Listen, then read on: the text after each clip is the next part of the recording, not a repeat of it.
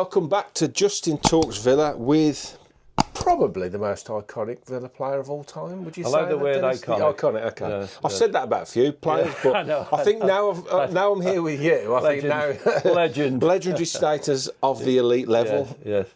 Sir Dennis Mortimer, we're going to call him. And again, Sir Dennis Mortimer. Yeah. That's how I led you in on Twitter. Yeah. Sir Dennis. Well, I think it's just because we all wish you would get knighted, I suppose, for services to Aston Villa. I think that's what they call it, don't they? Well, football. For football, okay, football. Listen, I've got an honorary degree. Okay, that'll do. You know, I got an honorary degree from Worcester University. So we're allowed to call you Sir Dennis then? Absolutely, there you go. Okay. So we've knighted him today as well. And I just want to say a massive thank you to John Morris at the Football Cabin, which is at the Plant Plot in Lichfields on the Stafford Road. It's right next to the Hedgehog pub. Now, I've seen this on social media quite a lot, but I've never been here, and I've come today, and it is literally like a treasure trove of memorabilia, of programmes, of pictures, of shirts as well in there. So if you're any football fan, any Midlands football fan, even further afield, I think a couple of Liverpool shirts in here, it's definitely worth a visit, and I'm going to bring the wife because there's loads of other lovely little shops and everything out here. So thanks ever so much for John for letting us have this chat. Listen, this is a great hideout for me. Is this where you come and hide? I come out and I come here now. You know, I'm retired and everything, but I come up here and I told you. But there's always people who are popping in who are Villa fans, and if there's someone in there and I'm in here and they don't realise I'm in here, John always tells them I'm in here. See, he always makes sure that they know it gets out there, right? I did think about putting it out that we was coming here today, but I'll tell you what we'll do for John to get some people here. We'll organise a signing. Shall we do that? We can do via the pod. Yeah. We'll do it where you can come. You can bring this. Well, this is it. You see, this is what I do. I've supported John. We have we had one in the summer where I brought the trophy in and people come in and we do it that way. And also at Christmas we do a similar thing where we come in. Well, I'll liaise with the guys. And these are this is what I try to bring for John is opportunities for people to get them here as well. Yeah. But also he helps me in what I'm trying to do and endeavour to try and get rid of some special prints, really, which I have done, some canvas prints and everything, which are hiding behind us at the moment. Yeah, there is some and also lovely Sue stuff. Verity's pictures are here as well. Sue. Go back and watch that video. Yes. Sue, she's a lovely lady. Yes. She's got two of her beautiful prints here, Holly Watkins and the team one. Yes. But Dennis has got some lovely stuff. But we'll come on to them in a minute. Yes. We'll do some pictures and we'll put them in the episode as well. So we're going to do a bit of a split episode today, Dennis. The first half we're going to talk about your time at the Villa, and then we're going to go on to what we think could happen this season, and a bit about Unai and the current Aston Villa and how they are and what they're doing and where we think they're going to be this season. So you obviously had a very long career, successful career, but your move to Villa came in Christmas '75. It did. That was a nice Christmas present, wasn't it? Well, at the time it probably was. Yeah, because my Coventry career was I think it was starting to blossom, and we were starting to build up a very good young footballing team as well. And Gordon Milne was the manager, and Joe Mercer was there as well, who was like assistant manager, and so there was a good combination with the young Gordon and the old elder statesman, which was Joe Mercer. But he was putting a great... But I was starting to really become a lot more... I used to playing, 42 games a season, getting a lot more strength, a lot more enjoyment in the game as well. So you're sort of finding your feet in that in a way, I was 20 or 21 at the time. And when that came about, it's quite interesting, because it's a really interesting story, really, because I remember... We were only on 1-year contracts at the time. Yeah, it was, your That's career. Precarious, isn't it? It really was, you know. And I, when I was at Coventry, I went from being an apprentice, my last year as an apprentice, from £10 to becoming a professional footballer, 1-year contract on £16. Right. So this is now 1969-70. So anyone thinking back now as an apprentice, how much were they on, and then how much did they get? Well, it's not a big jump, is it? No. And the other thing is that when I was having £10, I didn't have to pay for my digs and I didn't have to pay for my food. But now I've got a £6 rise a week, and now I've got to pay for my digs. And How much was that? £6? Yeah. So it was an interest, but it's quite interesting. And I remember, you know, just before I got the move, I got married, and in 75, and 74, 75, and there was my wife's Jan, and she's from All Green in Birmingham.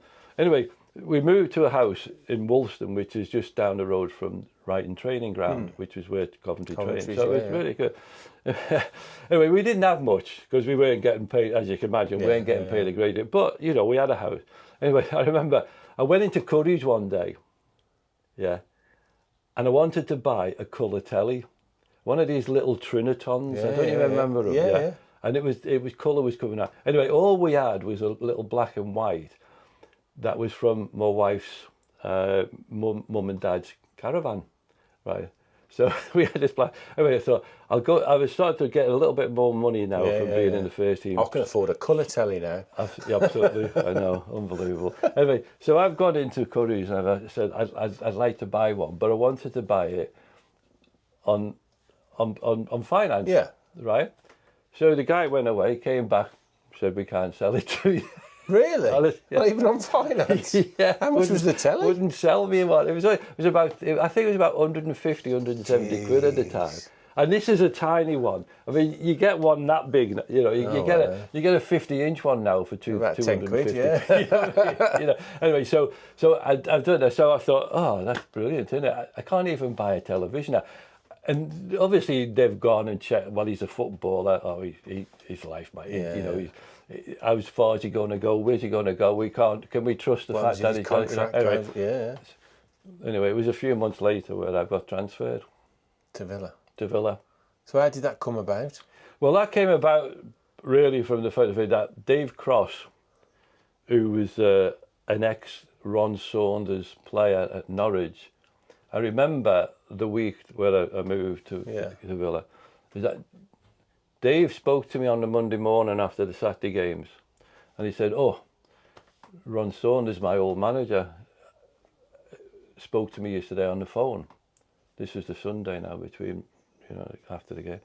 He said he was talking about you. He was interested in you. He wanted to know a little bit more about you and everything. And I just didn't think anything of it really. I just thought, you know, speculation again, because there'd been speculation before about moving, you know, throughout that season, the season before. Anyway, I just didn't think anything of it. So next morning, so I've gone home, not thinking about it, really thinking that, you know, something's going on. Next morning, 9 o'clock, phone call from the club. Get yourself down to the football club now. No, they didn't tell me why. No. But I started very quickly to put two and two together. And I realised, well, this could be the fact that maybe is this move on it. But I didn't know who it was. We get to the ground, you know, it's only 20 minutes away. Secretary comes out, a guy called Plumley, and he comes in, he says, right, look, we've had Aston Villa are interested in buying you, so, you know, we'd like you to go and have a chat with them and everything. You don't get a chance to say no. I'm not going to Aston Villa, you know. The club want to sell you. The club want to sell you, that was it. Interesting thing was that Jimmy Hill had just come back to the football club as the chairman, right? When I joined the football club as a kid in 1966, 67, he was just leaving and going into television. So now he's coming back now. Is there some correlation in that then? Yeah. Anyway, so he's coming back. And I can't remember ever shaking hands with him when he was there originally. And then he came back. And I don't remember shaking hands with him when he came back. But now I'm now being sort of told that Aston Villa want me and I'm off. So was you happy with that move? I mean, would that be there was no misunderstanding about anything at the time. I just was thinking to myself, okay, something's going on. So I need to find out what it is. So I've been then driven from the ground at Coventry. I've been driven now to Stonebridge Island, and it used to be the Multiple. I think it might still be the Multiple. Anyway, I've been driven there. Ron lived in Knowle, which is just down the road, right? So I've been driven over to the car park. I've got out my car. I jumped into Ron's Jag. Yeah. Nice. Right, and then we've driven to the ground, and that was just onto the M6, yeah, and into the ground. So I don't remember talking much in the car. I must have said something to him, and he must have said something to me. Was he quite an imposing figure? Not really. No. People didn't really. I never had an impression of people that way. No. I never worried about someone and thinking, oh, ooh, he looked. Because he had a bit of a reputation of He being did have a reputation. He did have a, but I didn't know it. he? I didn't know his reputation. No. I didn't know anything about him. You see, I didn't know anything about Aston Villa. That was a good job. I didn't know anything about Aston Villa. Right, I'm leaving now, Dennis. I know. See you later. But when you think about it, I'd never played against them. I'd played up to that point over 200 league games in the first division. Yeah, yeah. And never played against Aston Villa because they were in the third, the second, and that season he bought me, they just come up to the first division. So I'd never been anywhere near them. I think I played, and I've got to programme this to prove it, played against the reserves at Villa Park, I think 2 seasons before or something, yeah, when I was in the reserves. And Brian Little and John Gidman are on that programme. Yeah, and I've still got that programme today, you see. So that was the only time I think I'd ever been to Villa Park. Would you say then at that time, because Villa had been on the decline and down in the third division, like you say, that a lot of maybe Coventry fans would have said that it was a backward move for you to go They would have done, Villa, yeah? Absolutely. No, they would have done because Coventry now established top would have flight been club. starting to get their feet into the because you know the first season in the first division he stayed up by 1 point. Now I don't know what would have happened if they'd have got relegated, you know, because that would have maybe been a bit of a disaster for the club, and maybe it might have been not so good for me. Yeah. You know, but the fact that we stayed up, and then we had another couple of seasons, and in Noel Campbell was manager then after taking over from Jimmy Hill. He managed to keep the club up, and in his third season, he got them into Europe. That's what I'm saying. So the team was evolving. Yes. Like you said, there's a lot of good young players there. The team was moulding into a really good side. So I suppose it was quite a big decision. And it's where I've been given a start. Yeah, of course. So you got a lot of So I had a lot of Coventry. affection for that football club because it gave me my start. So here's now and before, you know, when there'd been talk about moving, I'd always thought to myself, why do I want to go to somewhere else when I'm happy here? I'm happy here, yeah, you know all the players and everything. Anyway, so here's me, Ron, get there. We talk about, you know, going to coming to Villa. Did they give you more than a 1 year deal? No. Still a 1 year deal? 1 year, that was all you got. That was all you got. Your money must have gone up. No, my money didn't go up. No, I got the same money now. I wasn't on £16 by the way. Then I was on more money then because I'd been playing in the first team for 3 years by then, 3 or 4 years. Yeah, you know. So I was now well established. So I was on a decent wage then. But when I went to Villa, yeah, my wage more or less stayed the same. So it was match the money. We didn't have any agents. We didn't have agents, so there was no one talking for you. Yeah, and you didn't know what was happening. And you didn't know what was happening at other clubs anyway, you know. So I'm thinking, well, as long as I don't get any less, yeah. So anyway, so I've got that, and then you get a walk around the ground and you see this old football ground, you know. Now you got to remember, Highfield Road was a lot newer, and it was a bit more modern. But you know, Aston Villa Park. Was this old grounds, you know, made of wood. No, 100%. The Villa Park that I went to in the mid-80s was nothing like it. And then you got the open end, Whitton Lane, and then you had the old end at the other end, you see. So I've got so I'm thinking, well, lots of space. I know. Yeah. So I'm thinking, you know, well, what was I saying? I didn't think this must be... Could you have said no? Could you have said no? No, it wouldn't have been worth it. So it was literally that was... No, it wouldn't have been worth it. It was one of those things. It was Coventry needed money. Yeah. They needed to get money in the bank to settle any problems about paying the bank and everything. They didn't have any money left. So selling off me was the opportunity. And I, you know, from my point, I realised that dilemma that they had. And I went. And, you know, the only problem I had now is I'm going to a football club. I don't know anyone. I don't know how they play. I've never seen them play. In saying that, though, we had played them, Coventry, about 3 weeks before, I think, and we lost 1-0 at Villa Park. Oh, okay. Right, a goal by Ray Graydon. But at the time as well, we were flying, Coventry were. We were really sort of having a good start to the season. We lost 1-0 a day ago. Anyway, So I had played a game, but I didn't. Nothing about the ground or anything like that had made an impression on me. No. It hadn't made an impression. Anyway, so when I've now signed for Villa, so I've got now 3 days or 2 days in a way. So I've signed on a Tuesday. I'm there on the Wednesday now, training with the lads Thursday, Friday, and then we've got a game then on the Saturday, which is Boxing Day. Right in. Yeah. I mean, you're going to pay 175,000. You're not going to be sitting on the bench. No. You didn't have subs. Who was the captain of your first game? Chris. Right. Chris Nichol. Yeah. So I don't know anyone. I've never met any of them. Yeah. Did you I think get on well with them all? the only name I knew was Brian Little. Right. And that was because I'd noticed him the year before when they won the League Cup. And his long hair. Because 75, wasn't it? Yeah, and his long hair, you see. And that made an impression on me when I saw that on the telly. Because we didn't have a lot of television. On your black and white telly, that was. Yeah. But there wasn't a great deal of football on the television. But I remember that game being on. I remember Brian and this long hair, and I thought to myself, okay. And so he was the only name I probably I'd heard of, but nobody else really, was on my radar. That brings me nicely on to the next talking point. We obviously won the League Cup in 75. You turned up, settled nicely into the team, and then we won it again in 77. Yes. But a very strange win, this one, in my opinion. Yes. I collect old programmes, and you can get loads all in here. here. Yeah, you can probably get them all in here. And when I started collecting, my idea was to collect the finals, the semi-finals, and work back and see how far I got. So when I got to the did my research, got to the 77 final, I realised I needed to buy 3 programmes. Yes, you did. So there was 2 replays. Yes. You wouldn't have that today, would you? No. You'd have had a penalty shootout. Yeah. So you got Wembley the first. Yes. 0-0. Yeah, waste of time.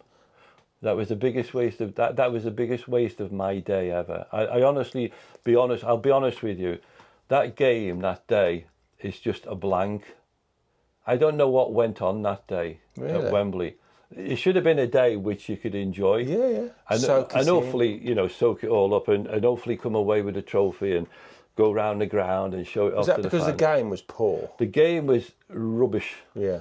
It was just, it was a non-event. Both teams just couldn't get And the going. simple reason was that they didn't let us play the way we wanted to play. If you think of some of the games we beat Liverpool 5-1. Yeah. Was you 5-0 up at half time? Yeah. 5-1 at half time. Yeah. 5-1, yeah. And that was it. We had 5 quite a few times, We were, Andy Gray and Brian Little, they were on fire. Very but the rest of the team was as well. Yeah. The whole team was just knitting so well. Well, this is the team that builds up eventually to win the European Cup. Absolutely, so, the sort of foundations were being set. Yeah. The backbone of the team is now. So it was a good side. And Ron's got his eye on, the bigger prize as well. So he knows what he wants. Anyway, so you go into that game, and the semi-final, the final now at Wembley. I remember getting back, and we had a reception in the Grand Hotel. Even after not winning it. Yeah, well, you have to book it. You see. So we had it booked and all that. But an anticlimax. It was a non-event. I remember sitting there and just thinking, what have I done today? I'm trying to think what I've done. Yeah. I can't remember that game. I can't remember one incident from it. Now it's a final. Yeah. I can remember so much from that game. I bet you can. But I couldn't. And winning the league championship. But then you played literally 4 days later. Yeah. In the second leg, which was not at Wembley. No. This was Hillsborough. Yes. And that one went to extra time. 1-1. 1-1. Yeah. Do you remember that game? Was that a better game or? It was a better game. No, it was a better game. Yeah. It was a better flow. I've got a big collection of newspaper cuttings throughout my career, and one of them from one of the nationals. Yeah. At the time, was after that game against Everton at Wembley. Yeah. The headline is "The Game of 82 Back Passes." That's the headline. Because them days you could pass back to the keeper and they could pick the ball up. Well, their whole idea was to stop us having the ball. Right, so they just basically So made the way game you a do that non-event. is don't allow us to have it. The other thing was that we were a good counter-attacking team. So they didn't want us to be able to do that. They didn't want to overcommit. They didn't want to overcommit. They didn't want to. What they were hoping for was maybe a corner free kick or a corner kick or something like that, and then go back to norm, and that would be just to defend and stop us from having the ball. So get ahead and then. And that's what I think, because I mean, you know, as I say, I remember nothing of the game. I can't even remember the chance we had, you know. But that was 82 back passes. 82 of them were played by. Imagine how bored the bloke was writing that he counted all the back passes. You've got to read the report. No, thanks. I don't want it, thanks. That's what you just said. You know, it's a silent diamond to the game of football. The worst League Cup final ever. Well, yeah, but. You know, at least it's a part of history. Yeah. But I'm thinking, you know, you got a big, a quick turnaround there. You got 4 days. Yes. So the Villa fans would have gone down to Wembley. Yes. Then 4 days later, you've got to sell all the tickets, sort out your transport, get up to Hillsborough, which is totally, you know, obviously the other end of the country, isn't it? Yes. But then you had to wait almost 4 weeks to play the replay. It was a month gap. The second replay. Yeah, it was a gap then. Yeah. And what you know, one of that was Old Trafford. Yeah, you know, one of the worst things about our winters though was that we had a lot of games postponed. Right. Yeah. And so what happened is that we're starting to have games having to be fitted in. Right. You know, because the bad weather of January and February always meant that we would, you know, I look at the fixture list and I look at the games that we played in January and February around the late 70s, 80s. And we might have only played about 5 or 6 games, if that, in those 2 months. But then I suppose all of a sudden, March, April, you're playing 2 games a week every week. Absolutely, and that's what we were doing. And trying to get another final. And trying to get another final. Which you actually won. And that's why it took so long, you think. 3-2. Yeah. We won 3-2 in the end, after extra time. After extra time. What I didn't know about that, which I read in the programme, many, many years later, I read it somewhere, if that had ended in a draw, we were taking penalties apparently. Right. And I don't ever remember Ron telling you that, sitting us down before the game and saying, look, if it's a draw at the end of it, you're not going to play another one. It's going to be penalties. I can't remember ever saying that to us. Right. And I could understand his psychology. He didn't want us to go to penalties. He wanted us to try and win it. Because that's what they would have wanted. Well, everyone wanted it. I mean, imagine playing 3 games and then losing on penalties, either team. It's bad enough after 1 game, isn't it? Bad enough, you know. But it would have been nicer to have done that. But after all that, at Wembley, it would have been nicer to have done that to be able to pick the trophy up and everything. Of course. And everything and stuff but like at least after the 3 games, you got to lift the trophy. we got it. We got what we wanted. Whereas they had to play 3 games and won nothing. No. And that was our. But you was alright with that. You know, that was a bonus for us. Is that we won it. Yeah. So we had the smiles on our face, and you know the hard work we put in was there. But the thing about that season was that we were probably. I'd have to say this, we were probably one of the best football teams in the league. And if we hadn't have had all those replays, plus the fact you got to go back to the semi-final, we had to play QPR in a replay down at Arsenal after drawing. So that was 5 games over 2 rounds, essentially. Absolutely, just to win. To win one cup, you know what I mean? So we had to go to Arsenal, and Brian got an hat-trick that day. Why we couldn't have done that at Villa Park in the second leg? Pull your finger out, Brian. Yeah. Anyway, so we won that. So that was an extra game we had to play as well, on top of the 3 games. And all the other games. And then all the league. And, you know, things were starting to build. Players were starting now to find themselves with injuries, especially Andy, and was getting a few knocks and everything, and he was missing games. So we were starting to have it. If we could have played the same team that we had in that final, which which was the way we, was what our team was all about. The team that when we beat Liverpool, that was our team. Yeah. That was a fantastic team, and I reflect back on that and think we could have won. We could have won, the league, the FA Cup, and we'd have had the League Cup as well. We could have won the league and the FA Cup. Stay fit I that think season. we were good enough to have won them. Well, that leads me on very nicely to when you did win the league, 81. Yes. And it's interesting you just said that. We did actually only use 14 players. Yes, we did. So it does feed in nicely to this idea that if you can keep a settled team out, everybody knows their jobs, everybody stays relatively fit, the momentum of that was huge for Villa, wasn't it? It was, but so going back to 76, 77, that team is fantastic. And everyone would have thought, well, following season, we've got to have a chance of winning the league. But for we went into the wilderness then for the next three seasons. We did. Simply because we kept Why losing. do you think that was? Well, because we kept losing key players. Right, We never. okay. Did they just get picked off then? Well, what happened was that I can't remember. I was playing in midfield, and I was finding myself playing with different players all the time. When we were playing the season before, there was myself, Alex Cropley, Frank Hallidas, right, and we were there all the time. Yeah, and it very rarely changed that midfield unit, and it just working like clock. But then Alex broke his leg the following season. All of a sudden, Frank then was finding it difficult as well, to sort of keep that system going. And all of a sudden, we're finding ourselves losing Andy Gray as well. Yeah, huge player. 25 and 22 respectively were the goals that Brian and Andy got the previous season. Following season, they didn't get 10 each. It's a big drop off. So when you're losing that and you're not scoring goals yourself, it's tough. And spreading it round, you're going to find that you're going to lose games or you're going to draw games when you know you could have won them. So that 3 years then, so that was now Ron having to fiddle about and then try and get to that position now of 70, 79, 80, 81, and now putting that team together. So by the time we get to 80, 81, we've got Gordon Cowan's regular, we've got Tony Morley now who's starting to show what he's capable of. Yeah. So everything comes together at the right time. Des has come together and is fitted in the midfield with me, and he's like very similar to Frank Hallidas in the way he played.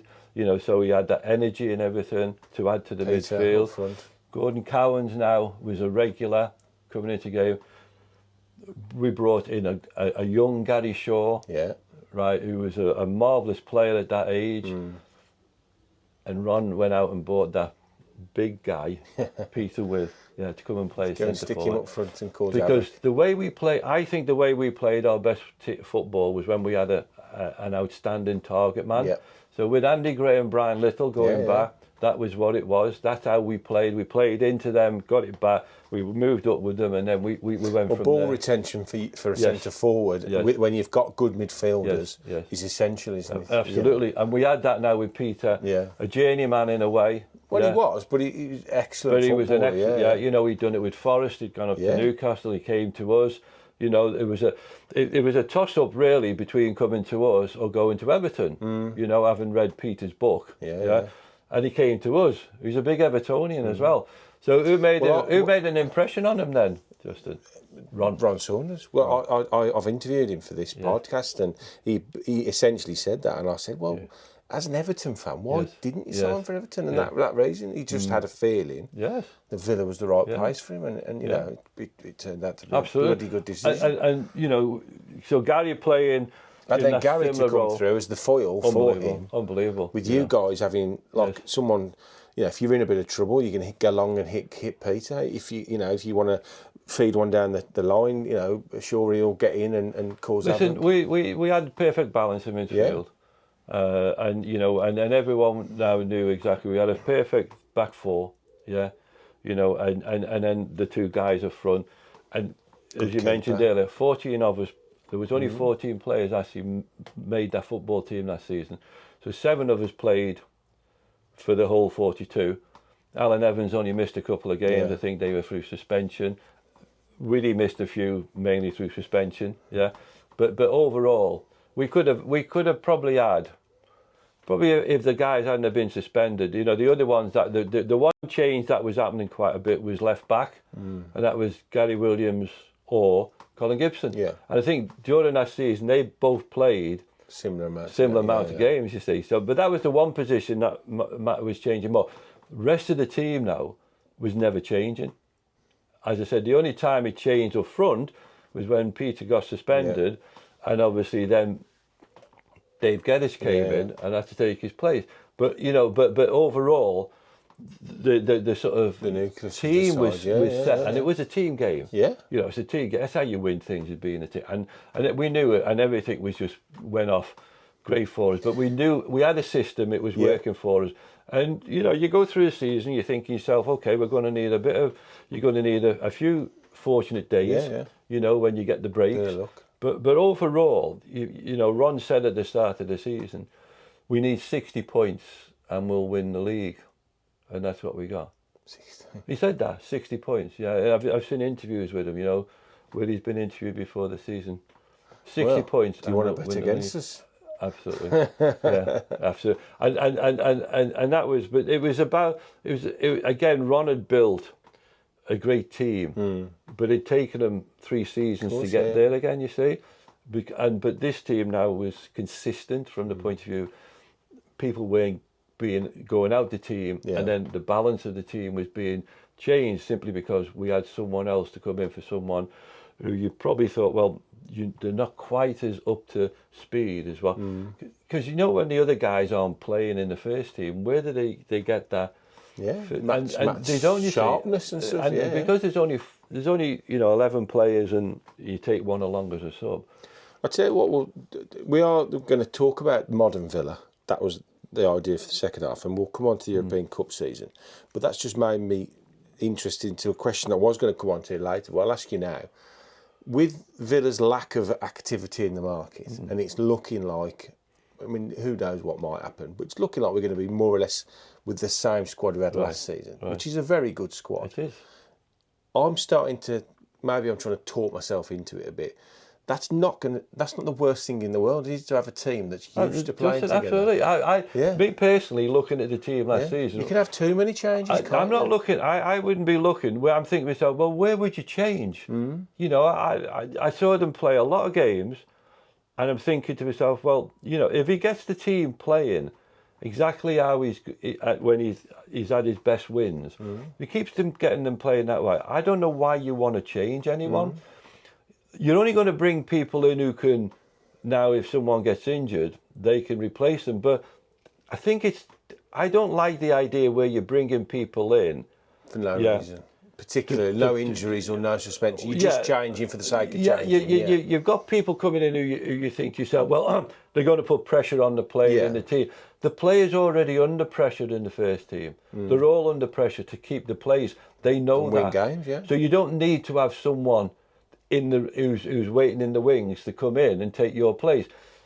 Because what I find now then is that you're taking players off and substituting them, and they're not happy. No.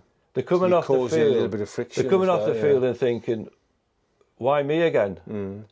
Well, we saw that a lot with Ollie, didn't we? Well, absolutely, you see, Well, he had the sort of fight with Duran for the first half of the season, in and out. Duran scored some amazing goals for us, and then Duran went, and you're sort of thinking, okay, Ollie's got that number 9 shirt for himself, and then he brings Rashford in, who starts brilliantly on the left, then for some reason gets switched up top, and then Ollie's annoyed again because he's been left out in really important games. Yes. So it can be sometimes counterproductive. You see, but unfortunately, it's the modern way, isn't it? It is the modern way. Big squads. Yeah. And the fact that you bring 2 players in for every position, halfway through the season, which in a way is you're trying to give a lift for the team, but at the same time, the players who have been doing it for you so far, there's a question mark in their head now. Why has he brought him in there? Why have you brought him in? Why my position? Because the big sort of mystery last year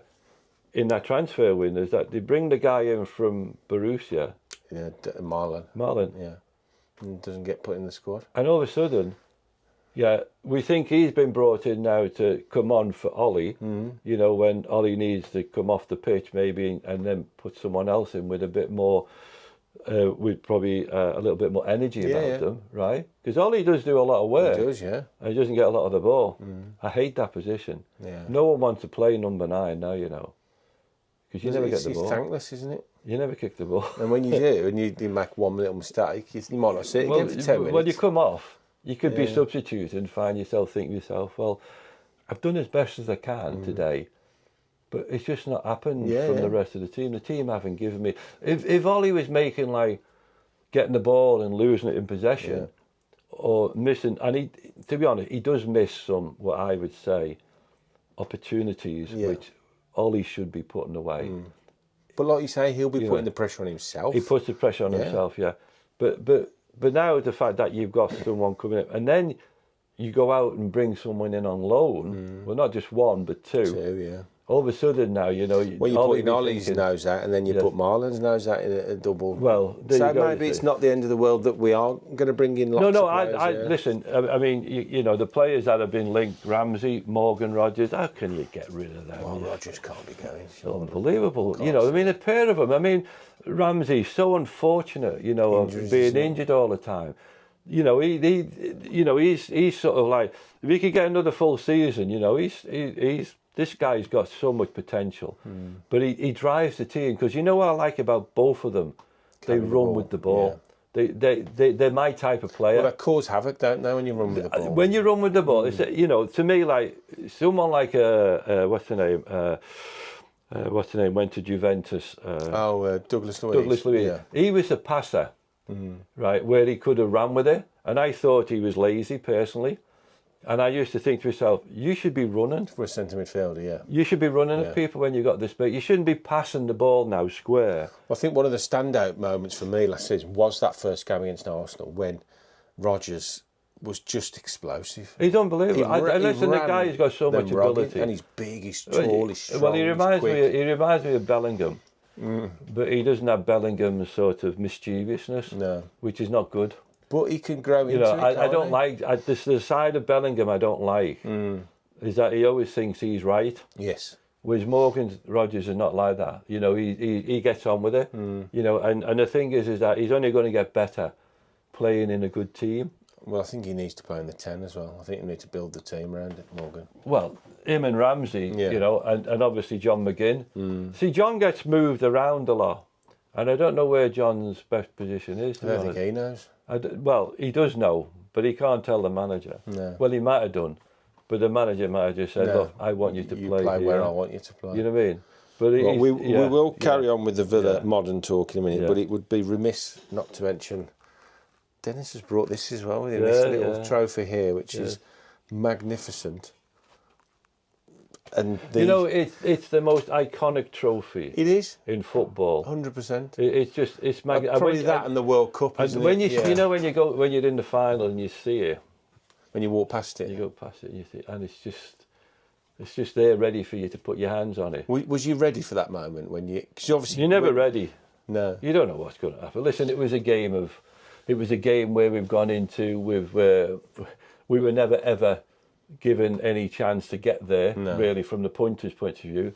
Do you think that made it easier that there was not that pressure? No, there was nothing easy about it. No, but I mean that you didn't have the pressure. No. There was pressure. Yeah. There's always pressure. Every game you play, you know, look at the games we played in Germany and, you know, and Kiev. You know, I mean, they were tough games. You know, and we came through them, and you know, I think we got fortunate by getting Valor in the first game. Yeah, we could have easily have had Liverpool or Juventus or someone like that, like Forest when they first got in there and they played Liverpool in the first round. I'd have hated that because that might have put us out straight away. Yeah. You know, I'm not saying it would have done, but it would have been a tougher game. Yeah. The fact that we got Valor gave us a chance to get our feet under the table. And then the next two games were very, very difficult, you know, against the East Germans and then against the Russians. And then the Anderlecht game, well, they were one of the most successful teams in Europe. And then to go into the final against Bayern Munich, you know, who were leading goal scorers, their front, Breitner, Hunis, Rummenigge. Not bad, is it? Top three goal scorers. Hunis had 9. Rummenigge had 8. And Breitner had 7. So they were leading goals. And we couldn't even score past Spinky. We stopped them from scoring, you know. But going into the game, everybody's, you know, you're anxious, you're concerned. But all you got to remember then is yourself, it's 11v11. And you never know what's going to happen, you see. What was Tony's team talk just before you went out? I don't remember. You don't remember? Wasn't interested. Right. So there was a thing about the lead up to a game. Yeah. Ron never did things like that with us. Ron never sat us down. The only time we sat down and spoke about what we were going to do was when we played away games. But that was just to fill in the time between having a pre-match meal and then waiting to get on the bus to get to the ground. And we'd have a little meeting before we went on, but it was a very general meeting. See, Ron was not a tactics board man. No. He didn't have like drawings and everything, tactics and all that. Didn't tell. All Ron ever said to us was, do what you did last week and we'll be all right. That was Ron's man. That was the way he said. Yeah. He'd go around the team before the game and just speak to individuals. And it usually was, just do what you did last week and everything. So would Ron's of coaching style be mainly then, as you're saying, that on the training ground? So it'd be discussing ways of playing. No. Ron didn't do that. So how on earth did he didn't set his do it team because up then? he had players who did it for him. He picked the players to do it for him. So he never talked tactics? No, we didn't talk. No, if we lost a game and he thought we needed to talk about it, it wasn't him talking about it. It was us. That's blowing So my he'd mind, just no, leave that's- it to us. Right. So the meeting would start, and he'd say, "Well, go on then." He wasn't going to say anything. He wanted you now. So to what think about what it. did he see his role as then? As He picked the team. So He knew the players, and he obviously knew the players like the back of his hand and knew how to. So his whole philosophy then is building a team by going out and picking Yes. the best players Yes. for the positions, And and then do- going and once using psychology. once I've created that 11, Yes. and I know that you can do that job in the middle, he can do the job out wide. Yes. The lad up top can score me goals. The keeping goal will stop them Yeah, going absolutely. in. So as long as all them moving parts are the best players that I think in my head are available, then once I put them on that pitch, Yes. it'll sort Well, itself think out. what he did with Kenny Swain. Kenny Swain came in as a forward. He ended up as the best right back in the country. back, yeah. 2 years on the run, he was the PFA right back of the year. Yeah, and the following season, after winning the European Cup, he got kicked out of the team after 2 games. Unbelievable. Yeah. Anyway, but Ron took a player like Kenny. Yeah. Alan Evans came to the football club. Was he a forward as He was well? a centre forward, yeah.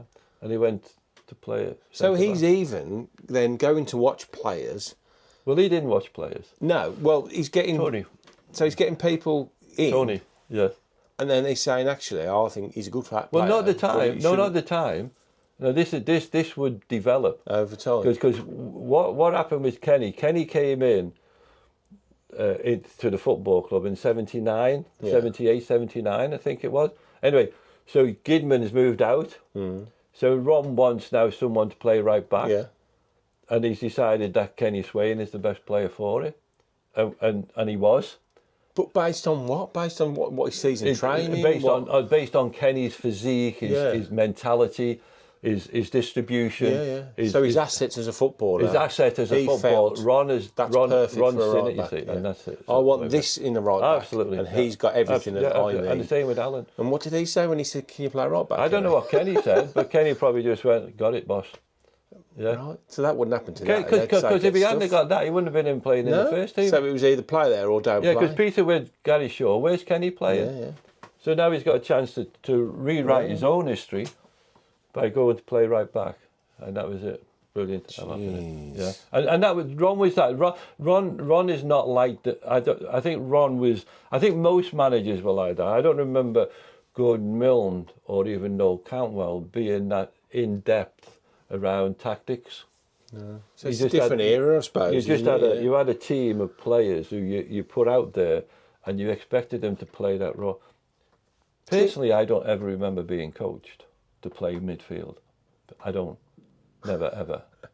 I don't. So do you think the modern footballers are overcoached? Well, I wouldn't say they're overcoached. No. I just think that they get wellied a little bit with information. Yeah. You know, and maybe, I don't know. You'd have to ask them. Yeah. You'd have to ask them. But I suppose they don't know any different either. No, they don't. No, they don't. Well, you could notice the difference because you might have one manager who doesn't do anything, and then you have another manager who does a lot. Yeah. You know, and makes it different. I remember talking to what's the name? Well, Cloughie was very similar as well, wasn't he? He was, yeah. Cloughie was a psychological guy. Yeah. You know, he sort of he would get you. Paul Lambert. Yes. Right. So I remember when he was at the football club. I remember there was one game when he came to football. He invited our team out, the European Cup winning side, to a meal.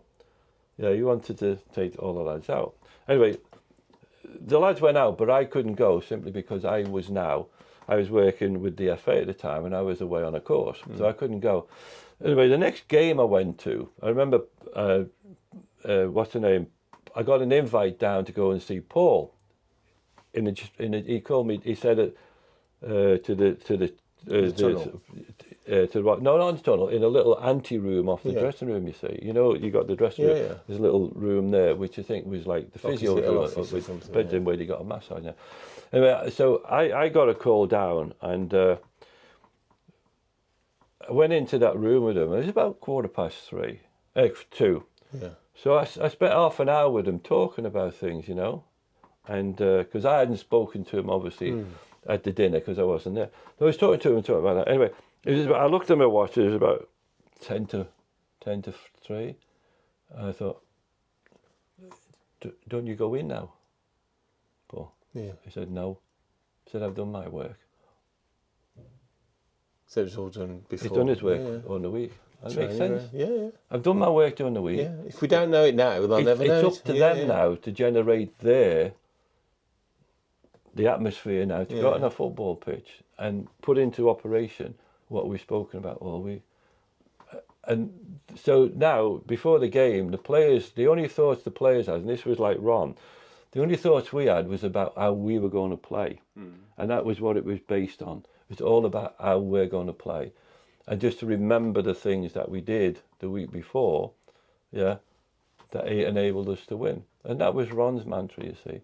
Today's modern footballers, I would imagine that they get bombarded with so much information these days, but whether it affects them or not, I don't think it does, in a way, because they're so used to it.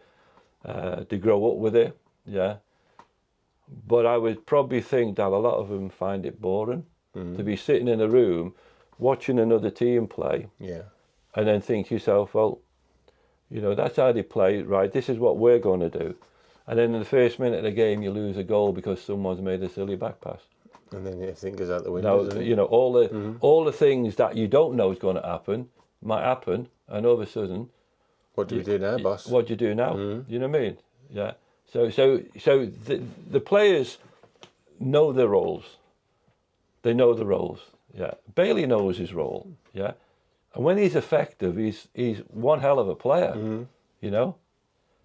There's Matty Cash, when he gets his opportunities to get down that line and put across it, there's no better crosser of the ball. Yeah, but you've got to get down there in the first place to be able to put him in. So the team have got to make that available, that space for him to get. So there's lots going on, which obviously the players know themselves and understand themselves, because you know your position, you know your role. Let's get on with it. But that's what a team is really. It's knowing your role and just doing your role to make sure. And being able to carry that out. Yeah, and just doing your role, because then if you're doing your role, you're hoping that your mate's doing his role, and you're hoping that your mates in front of you doing their role. And all of a sudden now, then it works. It clicks. It's working. Yeah,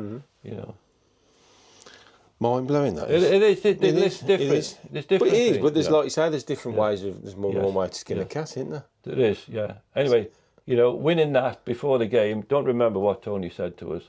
No idea. Do you remember walking up and picking it up? Absolutely, because I'm waiting at the bottom of the steps. All the lads now have gone to celebrate with the fans. I've just gone to the. I've done a couple of shaking hands, but I've gone to the steps. I'm not interested. You're not bothered about that. I want to get that and take it to the fans. Yeah. And I'm open. I was open that the players themselves would want to do the same thing, but they're all celebrating with the fans, and I'm just waiting for them. So we've got these rickety steps, so it's scaffolding with planks. Really? Yeah, because it's a temporary thing, isn't it? So we go at one side, platform on the top, and you can see this on the video, and then we come down the other side. Now the great thing about it in those days is that I got hold of the trophy and never let it go for 15 minutes. That's captain's privilege, isn't it? Yeah, but not in the modern game. You have to. You have to pass it to everyone. Well, everyone comes to the stage. Yeah. They all get on it, and then the captain then gets an opportunity to pick it up, and it's usually handed to you by someone from UEFA, as it is with this. Well, you want that person. You don't want that person to be with you. No. Like Donald Trump the other day. People like this, you know, they ruin football. Well, the World Cup final when Messi had to lift the trophy. Absolutely. They ruin football now. They ruin it because it's all too staged. Yeah, but in that, so I've gone up, I got hands on a trophy, just walked away with it, held it up, right, on the top of the steps. Then I'm walking down, holding on to it. Yeah, the lads are all coming behind me now. They're coming down the steps. So we get down the steps now. I'm holding on to that trophy now, I reckon, for about 10, 15 minutes.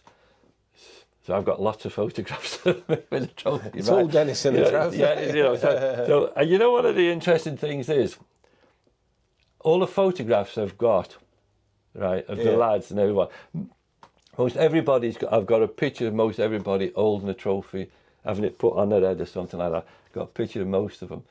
There's 2 players who don't touch you. I'm going to say Jimmy Rimmer. Spot on. And Spinky. No. Ken McNaught. Ken McNaught? Ken McNaught. I have not got one picture of Ken holding on to that trophy. Have you ever asked him why? No.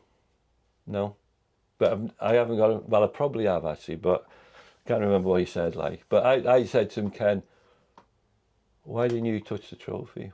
I can't remember what he might have said. Yeah, but he didn't touch the trophy. Well, no, Jimmy didn't. He felt like he didn't. Yeah, Jimmy didn't feel like it did because of what had happened, I think. I've heard him say that a few times. I could It's such a understand shame, though, because his contribution to the whole thing. Absolutely, you see. But he sees himself as not. I'm not going to say a failure because he was never a failure. No. But he sees his contribution as so small in the final that he just feels like he didn't deserve it. Absolutely, but he wasn't. No.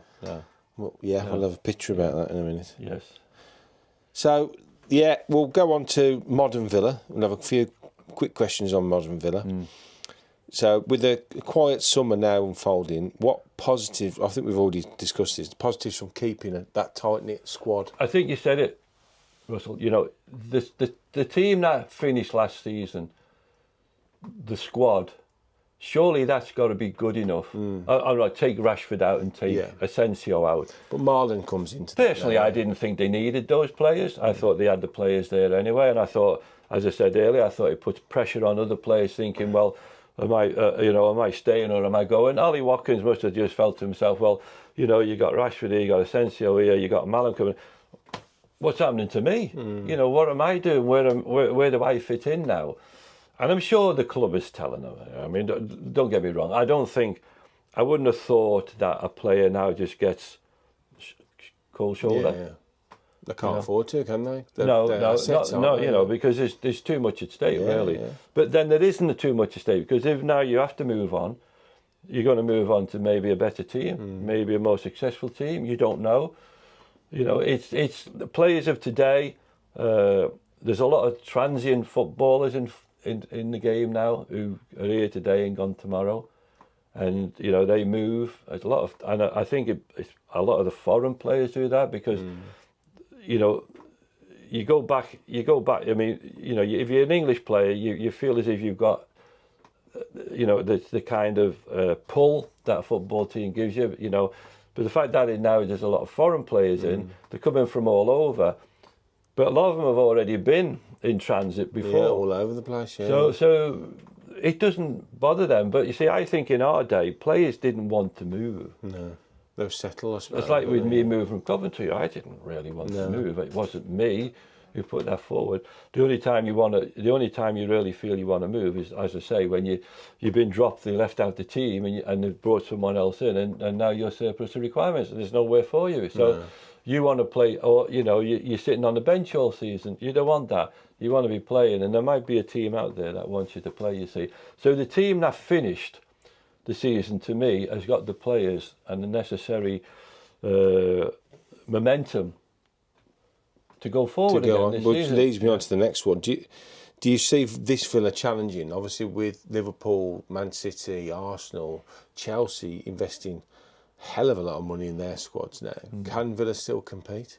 Yeah, of course they can. Yeah, They're investing as well. We need silverware though, Dennis. Listen, we're long overdue silverware. Listen, the game now has become a game of billionaires, hedge funds, and equity firms. Isn't it? That's what it's become, and it's run by states as well now. Yeah, and so what's happening to football? You know, what is really happening in football? Are we getting back to that sort of old adage that it's all about money and that's how you win things? It is. Are we going to end up again with the same teams at the top of the league, same ones qualifying for Europe? And I remember reading this book called The States of Play, and it's really interesting book. And there was a quote from a UEFA official, and in that quote he says, "We don't want teams like Leicester winning the Premier League." That's terrible, isn't it? And that's coming from, and Yeah, they don't. That was what the Super League was about. Exactly, It was all about the top team. But you look at some of the top teams that were in that there, Juventus, they're struggling. I mean, they were poor against Villa. I mean, Villa should have been about 6-0 at home. You know, I mean, they were compared to what they were when we played them. You know, when we played against Platini and Boniek and all those international. You know, it's different team. Nowadays, you know, they're a struggling team. So there's Bayern Munich. How good were they from the team that we played? You know, I mean, they didn't compare to the players that played against us from the point of view of comparison. Rummenigge, Breitner, you know, Argentala, you know, Hunes. I mean, they had a tremendous team. You know, nowadays, even Harry Kane can't carry them these days. But do we want now? No.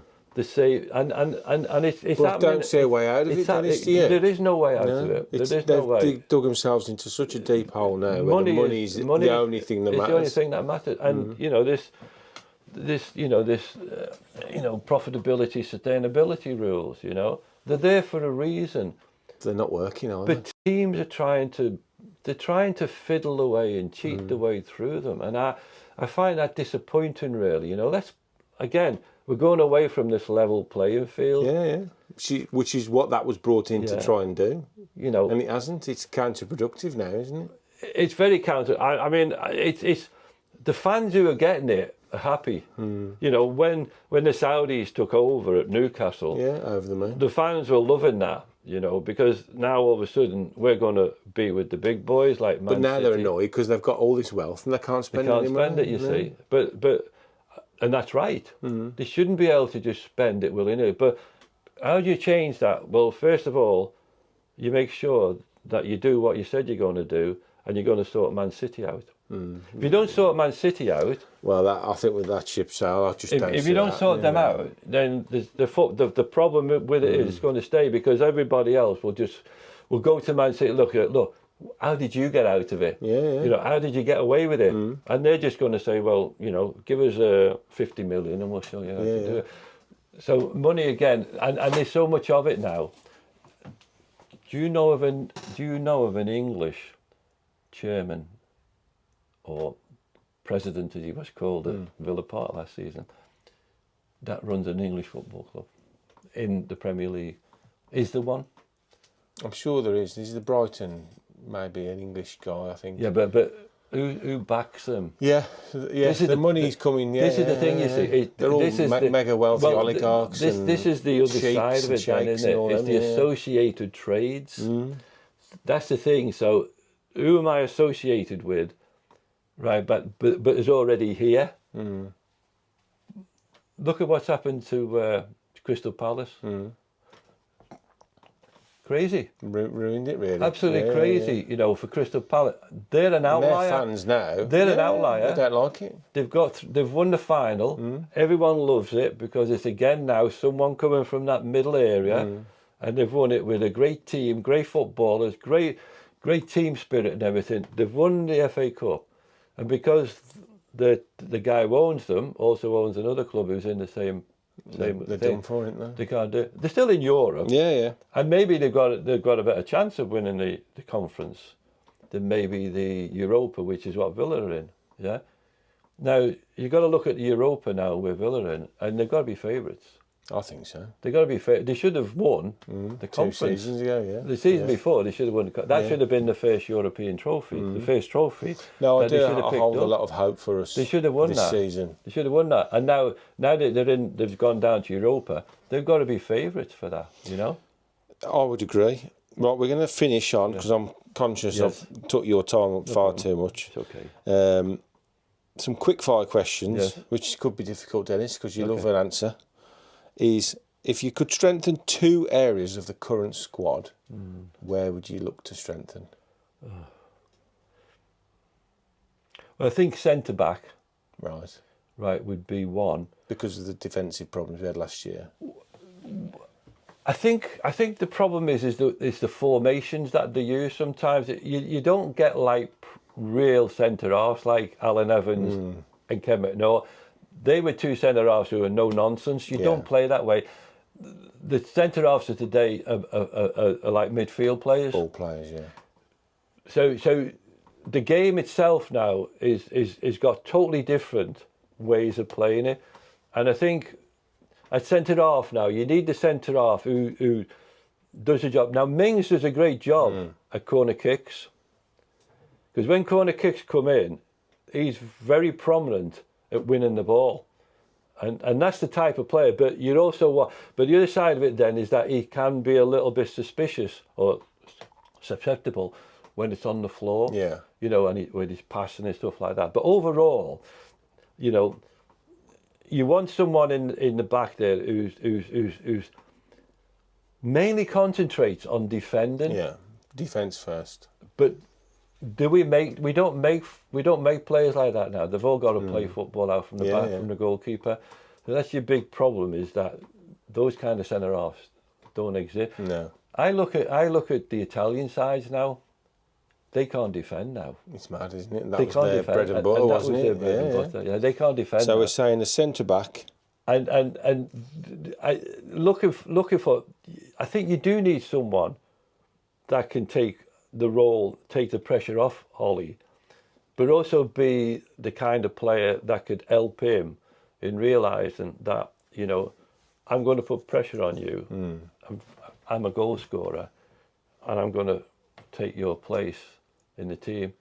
And it'd be good, because I think the midfield, there's so much good talent in midfield. Yeah. And in that era, you've just so many players in nailed there my next question there, who Dennis. you can play, you know. Yeah. So you were a midfield general. Villa have got very good midfielders. Very good. Which one of those current Villa players reminds you of you? Well, what's her name? Morgan Rogers. Right.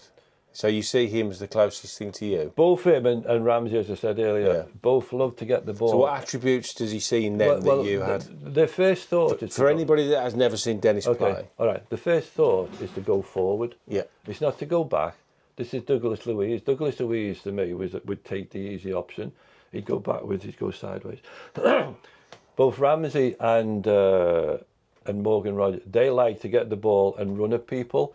As soon as you run at people and go past people, you cause the other team problems, because if I go past my midfield player now, he's got to chase me. But if I'm going ahead and I get away from him, someone's got to come out then. So you're creating a space. So you're committing people as well, and both those two do that. They play similar to what I used to, is look forward, get on your bike if you can do, cause the other team problems. So and they do it perfectly. Last question then. Yeah. Where can Villa finish next season? Well, if they get that situation where they're not causing themselves problems by, I think, you know, I think is the big problem is travelling.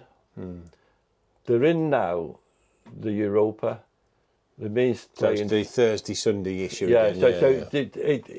The balance now between, you know, playing on a Thursday, and the other thing as well, you never know where you're going to go in that tournament, because there's some teams that out of Mongolia. Yeah. You know, which could cause a problem from getting back the same night. Because one of the things that when we were in Europe, we always tried to come back the same night, but the 2 times we couldn't was in East Germany and Russia.